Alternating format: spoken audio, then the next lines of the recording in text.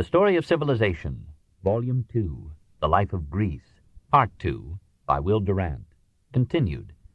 Cassette 6, Side 1. As the mad pursuit of wealth destroys the oligarchy, so the excesses of liberty destroy democracy. Socrates. In such a state, the anarchy grows and finds a way into private houses, and ends by getting among the animals and infecting them. The father gets accustomed to descend to the level of his sons, and the son to be on a level with his father, having no fear of his parents and no shame. The master fears and flatters his scholars, and the scholars despise their masters and tutors. Young and old are alike, and the young man is on a level with the old, and is ready to compete with him in word or deed.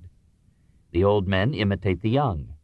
Nor must I forget to tell of the liberty and equality of the two sexes in relation to each other. Truly, the horses and asses come to have a way of marching along with all the rights and dignities of freemen.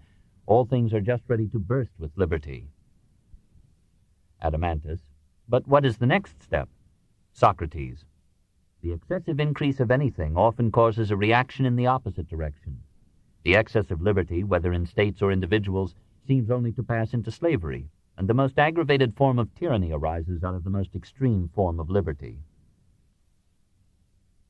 When liberty becomes license, dictatorship is near. The rich, afraid that democracy will bleed them, conspire to overthrow it. Or some enterprising individual seizes power, promises everything to the poor, surrounds himself with a personal army, kills first his enemies and then his friends, until he has made a purgation of the state and establishes a dictatorship. In such a conflict of extremes, the philosopher who preaches moderation and mutual understanding is like a man fallen among wild beasts. If he is wise, he will retire under the shelter of a wall while the hurrying wind and the storm go by. Some students in such crises take refuge in the past and write history. Plato takes refuge in the future and models a utopia.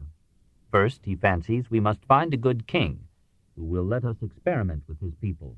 Then we must send away all the adults except those necessary to maintain order, and teach the young, for the ways of their elders would corrupt the young into an image of the past. To all the young of whatever sex or class, 20 years of education will be given.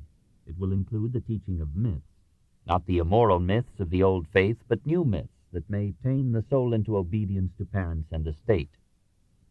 At 20, all are to be given physical, mental, and moral tests. Those that fail will become the economic classes of our state: businessmen, working men, farmers. They will have private property and different degrees of wealth within limits according to their ability, but there will be no slaves. The survivors of the first test will receive 10 further years of education and training. At 30, they will be tested again.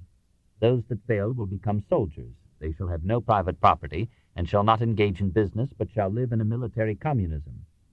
Those that pass the second test will now, and none before, take up for 5 years the study of divine philosophy in all its branches, from mathematics and logic to politics and law.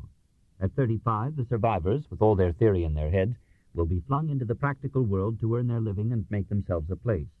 At 50, such of them as are still alive shall become, without election, members of the guardian or ruling class.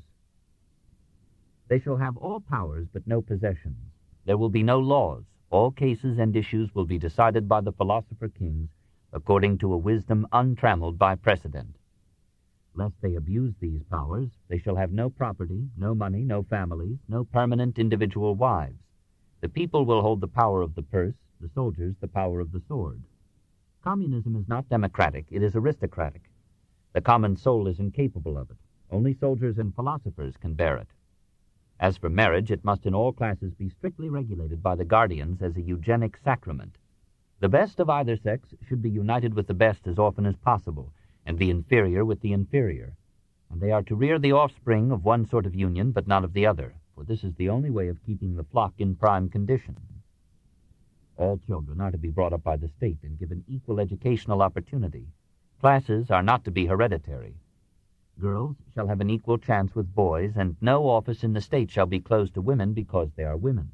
By this combination of individualism, communism, eugenics, feminism, and aristocracy, Plato thinks that a society might be produced in which a philosopher would be glad to live. As he concludes, until philosophers are kings, or the kings and princes of this world have the spirit and power of philosophy, cities will never cease from ill, nor the human race. 6. The lawmaker.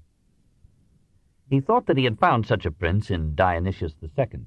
He felt, like Voltaire, that monarchy has this advantage over democracy, that in a monarchy the reformer has only to convince one man. To make a better state, he would assume a dictator young, temperate, quick at learning, having a good memory, courageous, of a noble nature, and fortunate. His good fortune must be that he is the contemporary of a great legislator, and that some happy chance brings them together. It was, as we have seen, an unhappy chance. In his declining years, still longing to be a legislator, Plato offered a third best state. The Laws, besides being the earliest extant classic of European jurisprudence, is an instructive study in the senile aftermath of youthful romanticism. The new city, says Plato, must be placed inland, lest foreign ideas undermine its faith, foreign trade its peace, and foreign luxuries its self-contained simplicity. The number of free citizens shall be limited to the conveniently divisible number of 5,040. In addition to these will be their families and their slaves. The citizens shall elect 360 guardians, divided into groups of 30, each group administering the state for a month. The 360 shall choose a nocturnal council of 26, which shall meet at night and legislate on all vital affairs. These councillors shall allot the land in equal, indivisible, and inalienable parcels among the citizen families. The guardians shall provide against the rains doing harm instead of good to the land, and shall keep them back by works in ditches, and make irrigation streams furnish even to the dry places plenty of water. To control the growth of economic inequality, trade is to be held to a minimum. No gold or silver is to be kept by the people, and there shall be no lending of money at interest. Everyone is to be discouraged from living by investment, and is to be encouraged to live as an active farmer on the land. Any man who acquires more than 4 times the value of one share of land must surrender the surplus to the state, and severe limits are to be placed upon the power of bequest. Women are to have equal educational and political opportunity with men. Men must marry between 30 and 35 or pay heavy annual fines, and they are to beget children for only 10 years. Drinking and other public amusements are to be regulated to preserve the morals of the people.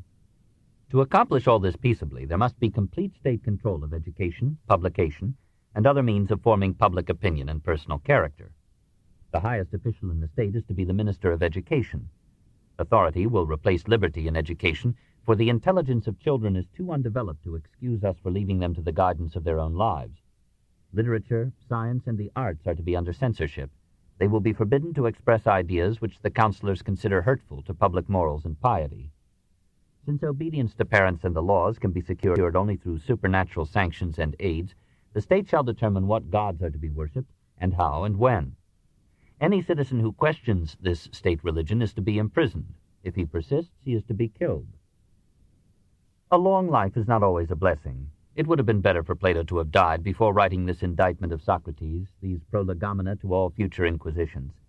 His defense would be that he loved justice more than truth, that his aim was to abolish poverty and war, that he could do this only by strict state control of the individual, and that this required either force or religion. The degenerative Ionian looseness of Athenian morals and politics, he thought, would be cured only by the Dorian discipline of the Spartan code.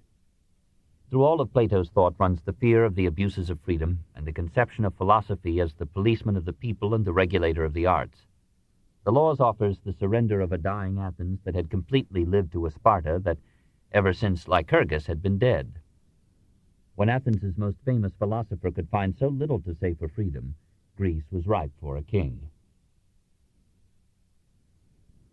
Looking back over this body of speculation, we are surprised to see how fully Plato anticipated the philosophy, the theology, and the organization of medieval Christianity, and how much of the modern fascist state. The theory of ideas became the realism of the scholastics, the objective reality of universals. Plato is not only a pre-existent Christlich, as Nietzsche called him, but a pre-Christian Puritan. He distrusts human nature as evil and thinks of it as an original sin tainting the soul. He breaks up into an evil body and a divine spirit, that unity of body and soul which had been the educated Greek ideal of the 6th and 5th centuries. Like a Christian ascetic, he calls the body the tomb of the soul. He takes from Pythagoras and Orphism an oriental faith in transmigration, karma, sin, purification, and release. He adopts in his last works the otherworldly tone of a converted and repentant Augustine. One would almost say that Plato was not Greek if it were not for his perfect prose. He remains the most likable of the Greek thinkers because he had the attractive faults of his people. He was so sensitive that, like Dante, he could see perfect and eternal beauty behind the imperfect and temporal form. He was an ascetic because at every moment he had to rein in a rich and impetuous temperament. He was a poet possessed by imagination, allured by every whimsy of thought, enthralled by the tragedy and comedy of ideas, flushed with the intellectual excitement of the free mental life of Athens. But it was his fate that he was a logician as well as a poet, that he was the most brilliant reasoner of antiquity, subtler than Zeno of Elea or Aristotle, that he loved philosophy more than he loved any woman or any man, and that in the end, like Dostoevsky's Grand Inquisitor, he concluded to a suppression of all free reasoning, a conviction that philosophy must be destroyed in order that man may live. He himself would have been the first victim of his utopias. 4. Aristotle. 1. Wander years. When Plato died, Aristotle built an altar to him and gave him almost divine honors, for he had loved Plato, even if he could not like him. He had come to Athens from his native Stagirus, a small Greek settlement in Thrace. His father had been court physician to Philip's father, Amyntas II, and, if Galen was not mistaken, had taught the boy some anatomy before sending him to Plato. The two rival strains in the history of thought, the mystical and the medical, met and warred in the conjunction of the two philosophers. Perhaps Aristotle would have developed a thoroughly scientific mind had he not listened so long to Plato, some say for 20 years. The doctor's son struggled in him with the Puritan's pupil, and neither side won. Aristotle never quite made up his mind. He gathered about him scientific observations, sufficient for an encyclopedia, and then tried to force them into the Platonic mold in which his scholastic mind had been formed. He refuted Plato at every turn because he borrowed from him on every page. He was an earnest student, and soon caught the eye of his master. When Plato read at the Academy his treatise on the soul, Aristotle, says Diogenes Laertius, was the only person who sat it out, while all the rest rose up and went away. After Plato's death in 347, Aristotle went to the court of Hermias, who had studied with him at the Academy and had raised himself from slavery to be the dictator of Aterneus and Assus in Upper Asia Minor. Aristotle married Hermias' daughter Pythias in 344, and was about to settle in Assus when Hermias was assassinated by the Persians, who suspected him of planning to help Philip's proposed invasion of Asia. Aristotle fled with Pythias to nearby Lesbos, and spent some time there studying the natural history of the island. Pythias died after giving him a daughter. Later, Aristotle married or lived with the hetaira Herpyllis, but he maintained to the end a tender devotion to the memory of Pythias, and at his death asked that his bones be laid beside hers. He was not quite the emotionless bookworm that one might picture from his works. In 343, Philip, who probably had known him as a youth at Amyntas's court, invited him to undertake the education of Alexander, then a wild lad of 13. Aristotle came to Pella and labored at the task for 4 years. In 340, Philip commissioned him to direct the restoration and repeopling of Stagirus, which had been laid waste in the war with Olynthus, and to draw up a code of laws for it, all of which he accomplished to the satisfaction of the city, which commemorated its reestablishment by him in an annual holiday.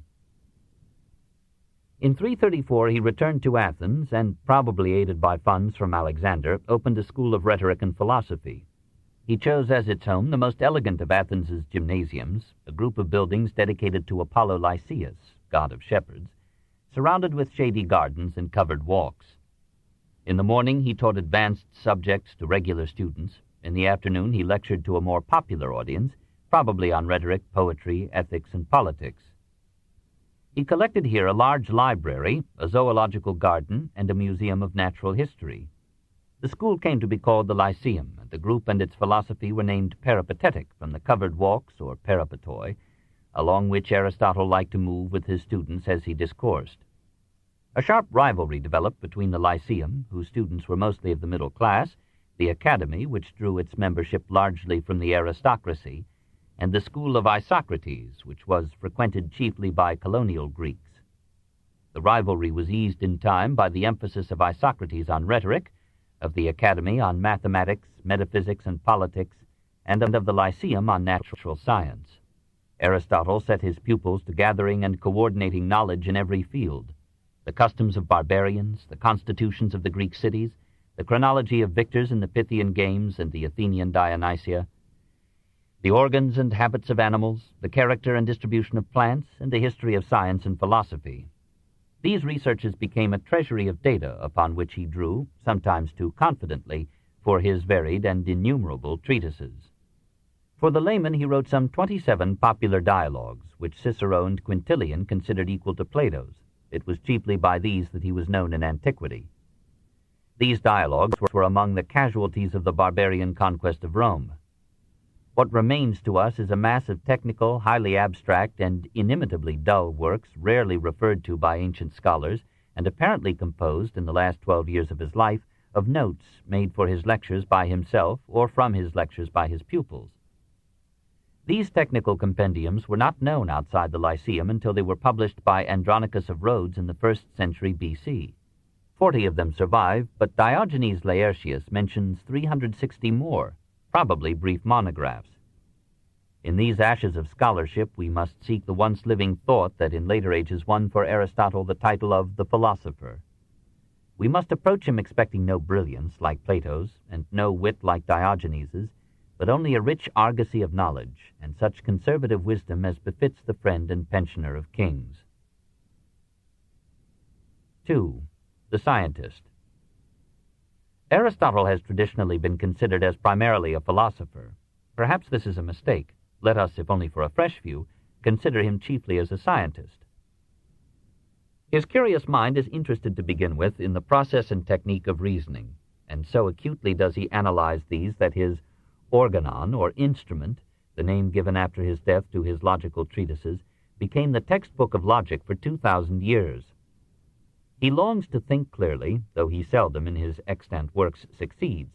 He spends half his time defining his terms, and then feels that he has solved the problem.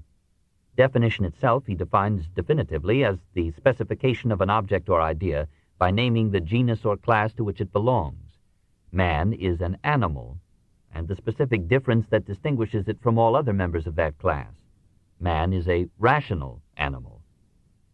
It is characteristic of this methodical way that he arranged in 10 categories the basic aspects under which anything may be considered: substance, quantity, quality, relation, place, time, position, possession, activity, passivity, a classification that some writers have found an aid in the amplification of their flagging thought. He accepts the senses as the only source of knowledge.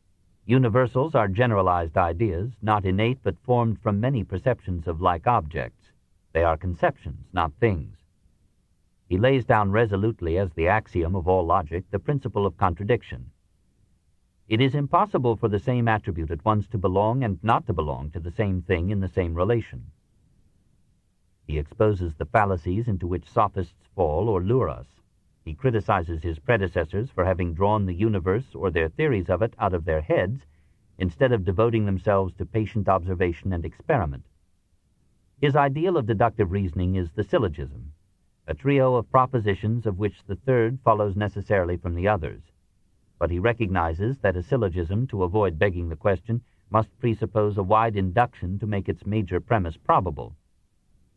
Though in his philosophical treatises he too often loses himself in deductive reasoning, he lauds induction, accumulates in his scientific works a mass of specific observations, and occasionally records his own or others' experiments. With all his errors, he is the father of scientific method, and the first man known to have organized cooperative scientific research. He takes up science where Democritus left it, and dares to enter every field. He is weakest in mathematics and physics, and confines himself there to a study of first principles. He seeks in the physics not new discoveries, but clear definitions of the terms used: matter, motion, space, time, continuity, infinite, change, end. Motion and space are continuous. They are not made up, as Zeno assumed, of small indivisible moments or parts. The infinite exists potentially, but not actually. He feels, though he does nothing to solve, the problems that were to arouse Newton: inertia, gravity, motion, velocity.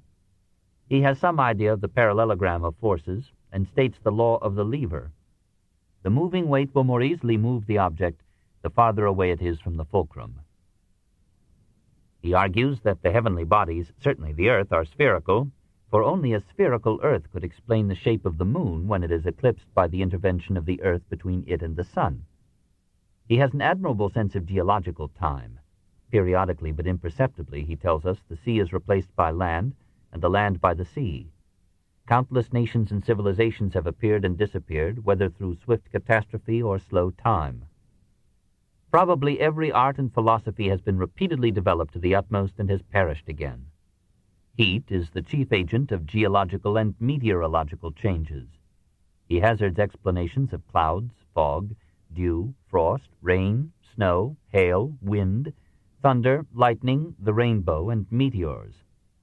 His theories are often bizarre, but the epical importance of the little treatise on meteorology is that it invokes no supernatural agencies, but seeks to account for the apparent whims of the weather through natural causes operating in certain sequences and regularities.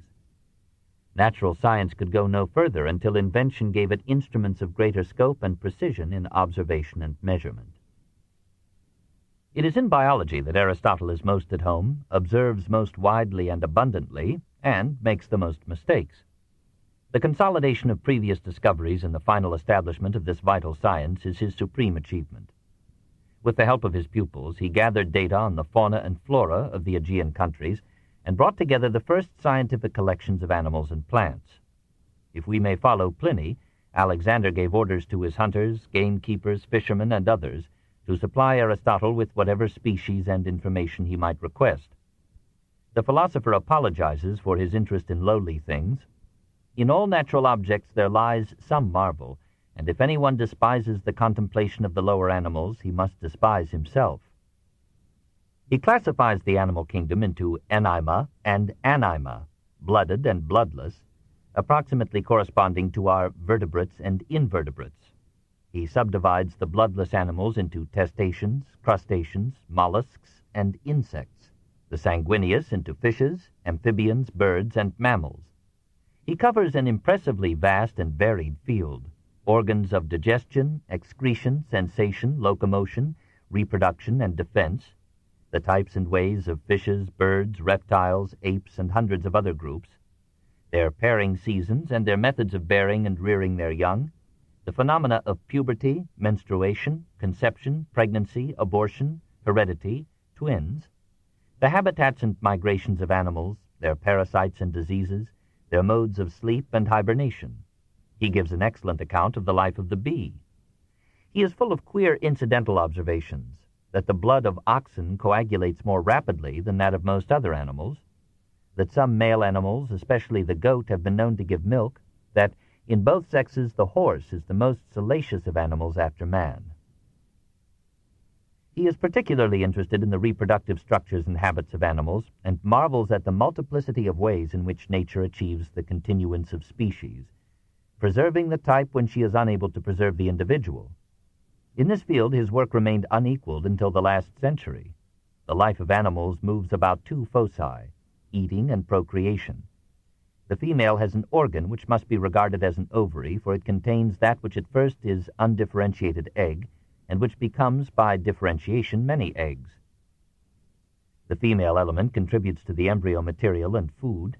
The male element contributes energy and movement. The female is the passive element, the male is the activating agent. Aristotle rejects the opinions of Empedocles and Democritus that the sex of the embryo is determined by the temperature of the womb, or by the preponderance of one reproductive element over another, and then reformulates the theories as his own. Whenever the formative, or male principle, fails to gain the upper hand, and from deficient warmth fails properly to cook the material and so fashion it into its own shape, then will this material pass over into the female.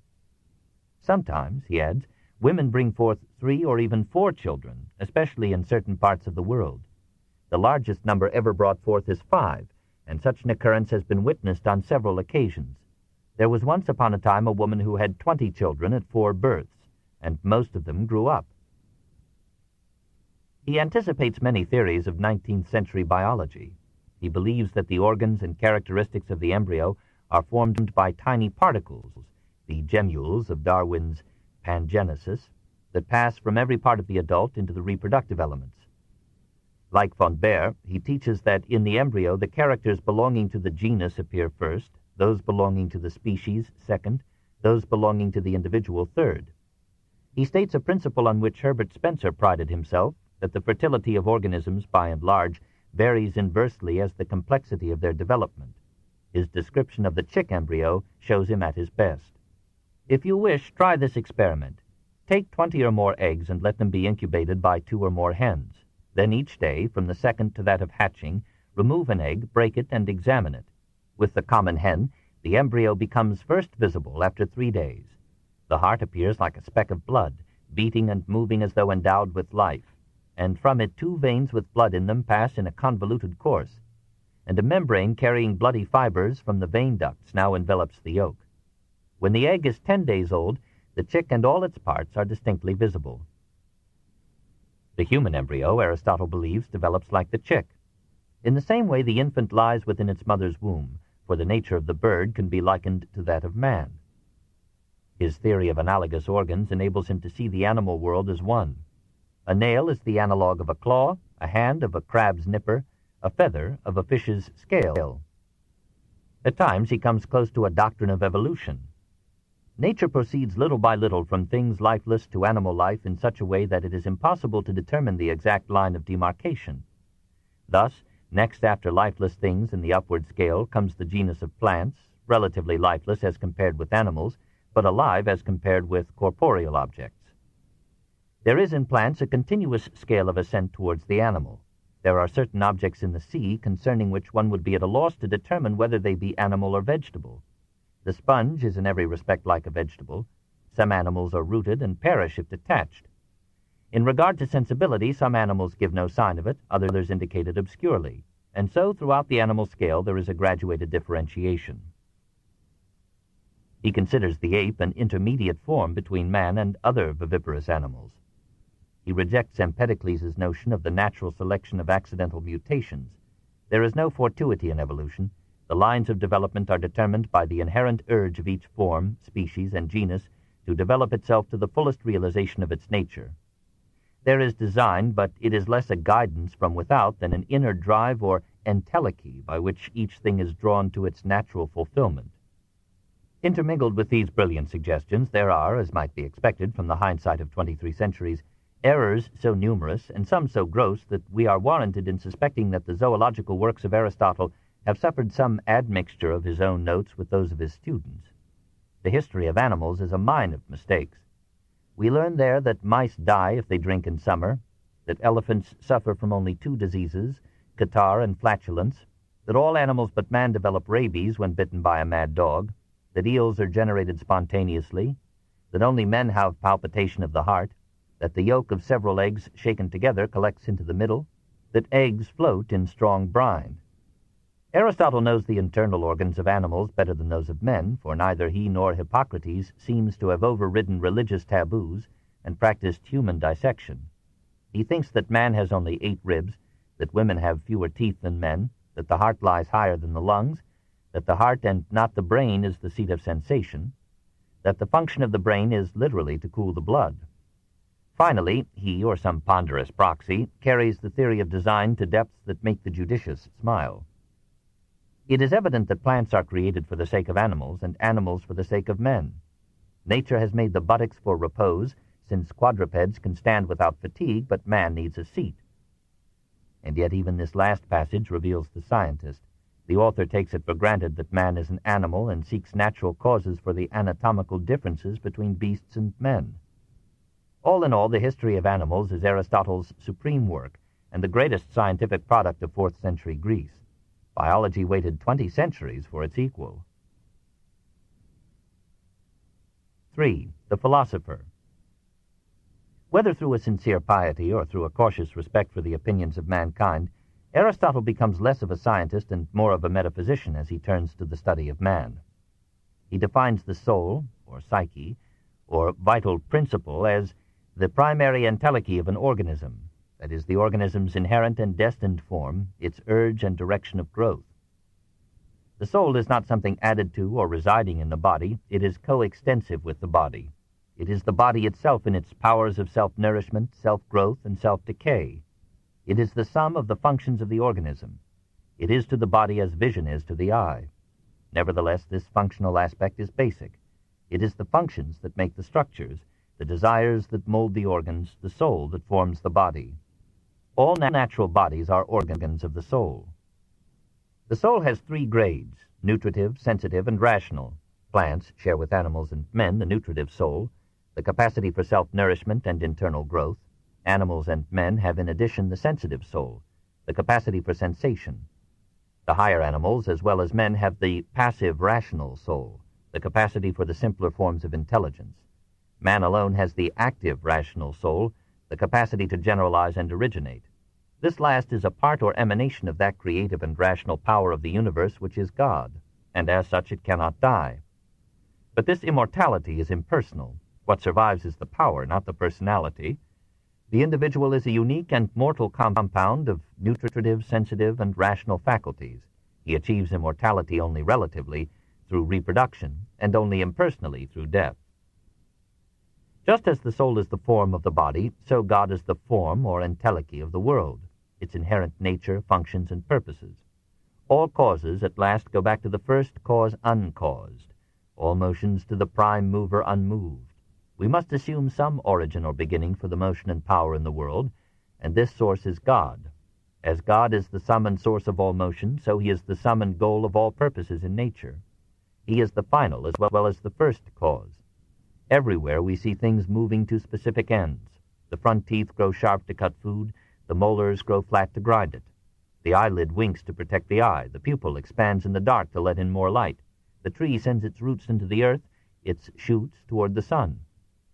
As the tree is drawn by its inherent nature, power, and purposes toward the light, so the world is drawn by its inherent nature, power, and purposes, which are God. God is not the creator of the material world, but its energizing form. He moves it not from behind, but as an inner direction or goal, as something beloved moves the lover. Finally, says Aristotle, God is pure thought, rational soul, contemplating itself in the eternal forms that constitute at once the essence of the world and God. The purpose of art, like that of metaphysics, is to capture the essential form of things. It is an imitation or representation of life, but no mechanical copy. That which it imitates is the soul of the matter, not the body or matter itself. And through this intuition and mirroring of essence, even the representation of an ugly object may be beautiful. Beauty is unity, the cooperation and symmetry of the parts in a whole. In drama, this unity is primarily a unity of action. The plot must concern itself with one action chiefly, and may admit other actions only to advance or illuminate this central tale. If the work is to be of high excellence, the action must be noble or heroic. Tragedy, says Aristotle's celebrated definition, is a representation of an action that is heroic and complete and of a certain magnitude, by means of language enriched with all kinds of ornament. It represents men in action and does not use narrative, and through pity and fear it brings relief to these and similar emotions. By arousing our profoundest feelings and then quieting them through a subsiding denouement, the tragic drama offers us a harmless and yet soul-deepening expression of emotions that might otherwise accumulate to neurosis or violence. It shows us pains and sorrows more awful than our own, and sends us home discharged and cleansed. In general, there is a pleasure in contemplating any work of true art, and it is the mark of a civilization to provide the soul with works worthy of such contemplation. For nature requires not only that we should be properly employed, but that we should be able to enjoy our leisure in an honorable way. What then is the good life? Aristotle answers with frank simplicity that it is the happy life, and he proposes to consider in his ethics not, like Plato, how to make men good, but how to make them happy. All other things than happiness, he thinks, are sought with some other end in view. Happiness alone is sought for its own sake.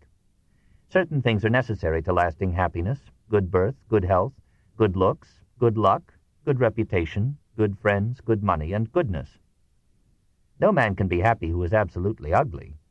As for those who say that he who is being tortured on the wheel or falls into great misfortunes is happy provided only he be good, they talk nonsense. Aristotle quotes with a candor rare in philosophers the answer of Simonides to Hieron's wife, who has asked whether it was better to be wise or to be rich. Rich, for we see the wise spending their time at the doors of the rich. But wealth is merely means. It does not of itself satisfy anyone but the miser. and since it is relative, it seldom satisfies a man long. The secret of happiness is action, the exercise of energy in a way suited to a man's nature and circumstances. Virtue is a practical wisdom, an intelligent appraisal of one's own good. Usually it is a golden mean between two extremes. Intelligence is needed to find the mean, and self-control, or inner strength, to practice it. He who is angry at what and with whom he ought, says a typically Aristotelian sentence, and further in right manner and time, and for a proper length of time, is praised. Virtue is not an act, but a habit of doing the right thing. At first it has to be enforced by discipline, since the young cannot judge wisely in these matters. In time, that which was the result of compulsion becomes a habit, a second nature, and almost as pleasant as desire. Aristotle concludes, quite contrary to his initial placing of happiness in action, that the best life is the life of thought. For thought is the mark or special excellence of man, and the proper work of man is a working of the soul in accordance with reason. The most fortunate of men is he who combines a measure of prosperity with scholarship, research, or contemplation. Such a man comes closest to the life of the gods. Those who wish for an independent pleasure should seek it in philosophy, for all other pleasures need the assistance of men. 4. The Statesman. As ethics is the science of individual happiness, so politics is the science of collective happiness. The function of the state is to organize a society for the greatest happiness of the greatest number. A state is a collective body of citizens sufficient in themselves for all the purposes of life. It is a natural product, for man is by nature a political animal, that is, his instincts lead him to association. The state is by nature prior to the family and the individual. Man, as we know him, is born into an already organized society which molds him in its image. Having collected and studied with his students 158 Greek constitutions, Aristotle divided them into three types: monarchy, aristocracy, and democracy, government respectively by power, by birth, and by excellence. Any one of these forms may be good according to time, place, and circumstances. Though one form of government may be better than others, reads a sentence which every American should memorize, yet there is no reason to prevent another from being preferable to it under particular conditions. Each form of government is good when the ruling power seeks the good of all rather than its own profit. In the contrary case, each is bad. Each type, therefore, has a degenerate analog when it becomes government for the governors instead of for the governed. Then monarchy lapses into despotism, aristocracy into oligarchy, democracy into democracy in the sense of rule by the common man. When the single ruler is good and able, monarchy is the best form of government. When he is a selfish autocrat, we have tyranny, which is the worst form of government. An aristocratic government may be beneficial for a time, but aristocracies tend to deteriorate. Noble character is now seldom found among those of noble birth, most of whom are good for nothing. Highly gifted families often degenerate into maniacs, as, for example, the descendants of Alcibiades and the elder Dionysius. Those that are stable often degenerate into fools and dullards, like the descendants of Simon, Pericles, and Socrates. When aristocracy decays, it is usually replaced by a plutocratic oligarchy, which is government by wealth. This is better than the despotism of a king or a mob, but it gives power to men whose souls have been cramped by the petty calculations of trade, or the villainous taking of interest, and issues, as like as not, in the conscienceless exploitation of the poor. Democracy, which here means government by the demos, by the common citizen, is just as dangerous as oligarchy, for it is based upon the passing victory of the poor over the rich in the struggle for power, and leads to a suicidal chaos. Democracy is at its best when it is dominated by peasant proprietors. It is at its worst when ruled by the urban rabble of mechanics and tradesmen. It is true that the multitude judge of many things better than any one person, and that from their numbers they are less liable to corruption, as water is from its quantity. But government requires special ability and knowledge, and it is impossible for one who lives the life of a mechanic or hired servant to acquire excellence, that is, good character, training, and judgment. All men are created unequal. Equality is just, but only between equals, and the upper classes will as readily make seditions if an unnatural equality is enforced, as the lower classes will rebel when inequality is unnaturally extreme. When a democracy is dominated by the lower classes, the rich are taxed to provide funds for the poor. The poor receive it and again want the same supply, while the giving it is like pouring water into a sieve. and yet a wise conservative will not let people starve. The true patriot in democracy ought to take care that the majority are not too poor. He should endeavor that they may enjoy perpetual plenty. And as this is also advantageous to the rich, what can be saved out of the public money should be divided among the poor in such quantity as may enable each of them to buy a little field. Having thus given back almost as much as he took away, Aristotle offers some modest recommendations, not for a utopia, but for a moderately better society. We proceed to inquire what form of government and manner of life is best for communities in general, not adapting it to that superior virtue which is above the reach of the common people, or that education which only every advantage of nature and fortune can furnish, nor to those imaginary plans which may be formed at pleasure, but to that mode of life which the greater part of mankind can attain to, and that government which most cities may establish. Whoever would establish a government upon community of goods ought to consult the experience of many years, which would plainly enough inform him whether such a scheme is useful, for almost all things have already been found out. What is common to many is taken least care of, for all men have greater regard for what is their own than for what they possess in common with others. It is necessary to begin by assuming a principle of general application, viz., that the part of the state which desires the continuance of the new constitution ought to be stronger than that which does not. It is plain, then, that those states are best instituted wherein the middle classes are a larger and more formidable part than either the rich or the poor. Whenever the number of those in the middle state has been too small, those who were the more numerous, whether the rich or the poor, always overpowered them and assumed to themselves the administration of public affairs. When either the rich get the better of the poor, or the poor of the rich, neither of them will establish a free state. To avoid these illiberal dictatorships from above or below, Aristotle proposes a mixed constitution, or timocracy, a combination of aristocracy and democracy, in which the suffrage will be restricted to landowners, and a strong middle class will be the balance wheel and pivot of power. The land ought to be divided into two parts, one of which should belong to the community in general, the other to the individuals separately. All the citizens will own land. They are to eat at public tables in certain companies, and only they shall vote or bear arms. They will constitute a small minority, 10,000 at most, of the population. None of them should be permitted to exercise any mechanic employment or live by trade, for these are ignoble and destroy excellence. But neither should they be husbandmen. The husbandmen should be a separate order of people, presumably slaves. The citizens will elect the public officials and hold each to account at the end of his term. Laws properly enacted should define the issue of all cases as far as possible and leave as little as possible to the discretion of the judges. It is better that law should rule than any individual. He who entrusts any man with the supreme power gives it to a wild beast, for such his appetites sometimes make him. Passion influences those who are in power, even the very best of men, but law is reason without desire. The state so constructed shall regulate property, industry, marriage, the family, education, morals, music, literature, and art. It is even more necessary to take care that the increase of the people should not exceed a certain number. To neglect this is to bring certain poverty upon the citizens. Nothing imperfect or maimed shall be brought up. Out of these sound foundations will grow the flowers of civilization and tranquility. Since the highest virtue is intelligence, the preeminent duty of the state is not to train the citizens to military excellence, but to educate them for the right use of peace. It is unnecessary to sit in judgment upon Aristotle's work. Never before, so far as we know, had anyone reared so impressive an edifice of thought. When a man covers a vast field, many errors may be forgiven him if the result adds to our comprehension of life. Aristotle's faults, or those of the volumes that we perhaps wrongly count as the considered product of his pen, are too obvious to need retailing. He is a logician, but is quite capable of bad reasoning.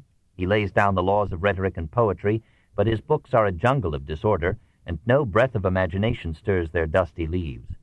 And yet if we penetrate this verbiage, we find a wealth of wisdom and an intellectual industry that opened many paths in the country of the mind.